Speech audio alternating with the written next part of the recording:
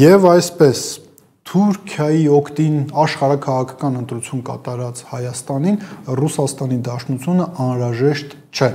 Հարգելի հեռուստադիտողներ, կարող ենք ասել, որ այսօր ավարտվում է հայ-ռուսական միամսյակը։ Միամսյակ, որը սկսվեց Նիկոլ Փաշինյանի այցով Ռուսաստանի Դաշնություն, հիշեցնենք, որ Փաշինյանը մայիսի 9-ին Մոսկվայում էր, Կարմիր հրապարակում էր, մասնակցեց Մեծ հայրենական պատերազմի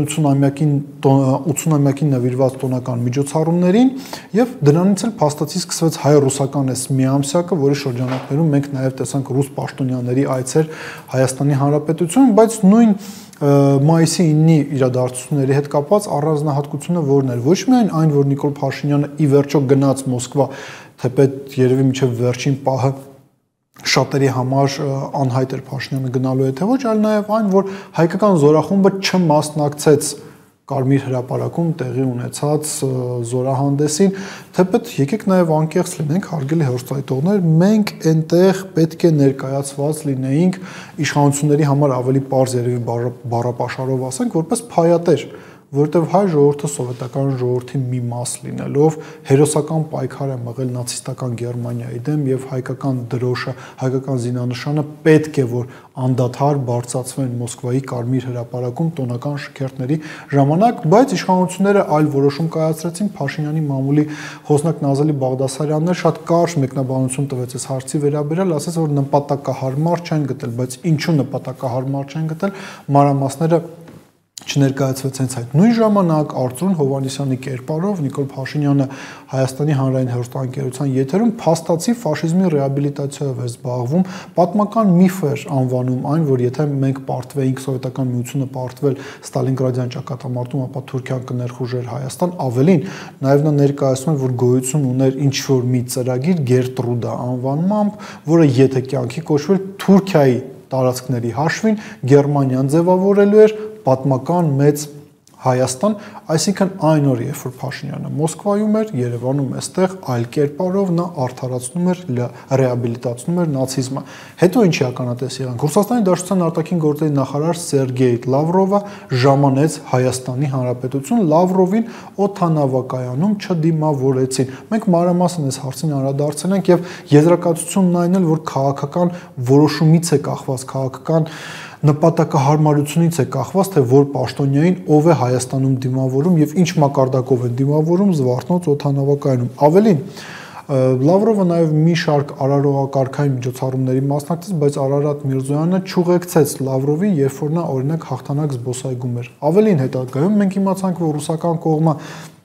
հայկական կողմին իր դիրքորոշումներ հայտնել նրա վերաբերյալ, թե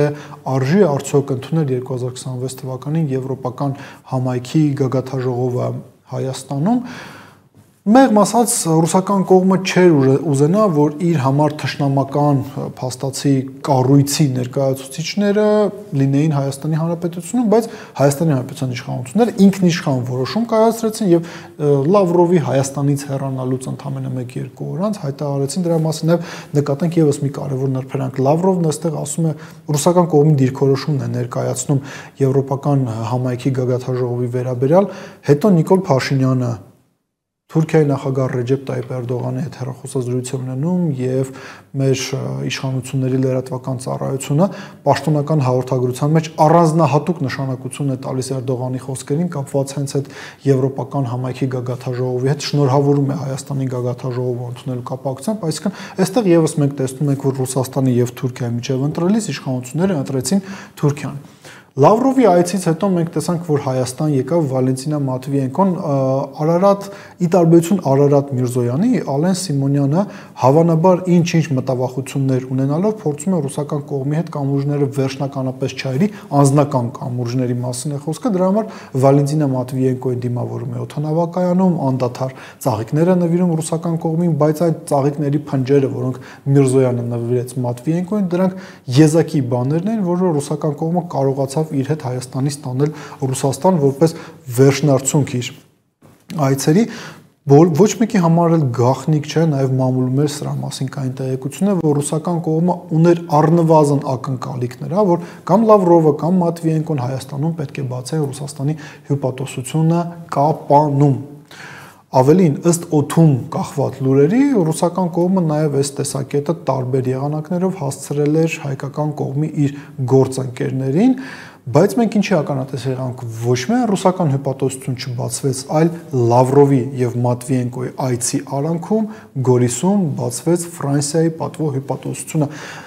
Մեղմ ասած բարդ է պատկերացնել, որ սա պարզապես համընկնում էր եւ հենց Մատվիենկոյի եւ Լավրովի այցի արանքում, այսպես ձևակերպենք, ֆրանսիացիները իրենց պատվո հյուպատոսությունը բացեցին եւ հայ-ռուսական հարաբերությունների այս մեկ ամսյակը ավարտվեց նրանով, որ հաղթանակ զբոսայգում հերթական վանդալիզմի ակտը տեղի ունեցավ հայ եւ ռուս սահմանապահների հիշատակին պատվին նվիրված հուշահամալիրից հուշարձանից պոկեցին խորհրդային միության զինանշանը, արձանագրենք նաեւ հետեւյալը, հարգելի հեռուստադիտողներ, այս տեսակ վանդալիզմ նախկինում արդեն եւս եղել է 2024 թվականի դեպքերի մասին է խոսքը, եթե Հայաստանի Հանրապետության իշխանությունները ինչ-ինչ պատճառներից ելնելով, ինչ-ինչ դրդապատճառներից ելնելով չեն կարողանում սա կանխեն կամ էլ քայլեր չեն ձեռնարկում, որ այս ամեն ինչը չկրկնվի, միգուցե այստեղ էլ կա որոշակի մտայնություն, այդ իսկ պատճառով էլ իրենք չեն խոչընդոտում, որ այս տեսակ միջոցառումներ տեղի ունենան։ Եկեք արձանագրենք հետեւյալը, իսկապես մեկ ամսյակը ավարտվեց եւ Հայաստանի Հանրապետությունը եւ Ռուսաստանի Դաշնությունը որպես պետություններ այս միամսյակից փաստացի ոչինչ չստացան, բայց սա եւս մեկ անգամ մեզ թույլ է տալիս ասել հետեւյալը, որ շատ ակնհայտ է, որ Նիկոլ Փաշինյանը աշխարհաքաղաքական ընտրությունը վաղուց կատարել է եւ այդ աշխարհաքաղաքական ընտրությունը կապ չունի նույնիսկ այն Ֆրանսիայի հետ, որի հյուպատոսությունը բացվեց Գորիսում, աշխարհաքաղաքական ընտրությունը կատարված է ի օգուտ Թուրքիայի։ Եթե Փաշինյանական Հայաստանը ընտրություն է կատարում ի օգուտ Թուրքիայի, ապա այդ տեսակ Հայաստանին պետք չէ Արցախի հանրապետությունը, այդ տեսակ Հայաստանին պետք չէ ռուսական հյուպատոսությունը կապանում կամ ցանկացած այլ հայկական քաղաքում,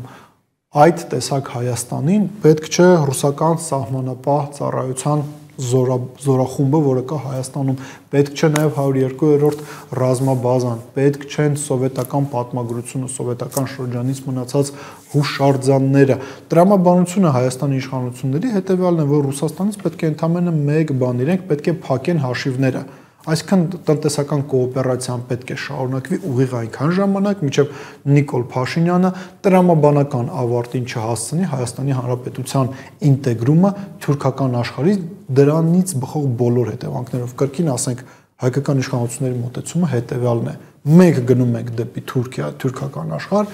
բայց դրա հաշիվը տնտեսական առումով պետք է փակի Ռուսաստանը Հայաստանի հետ կոոպերացիայի հաշվին։ Մտածեք այդ մասին։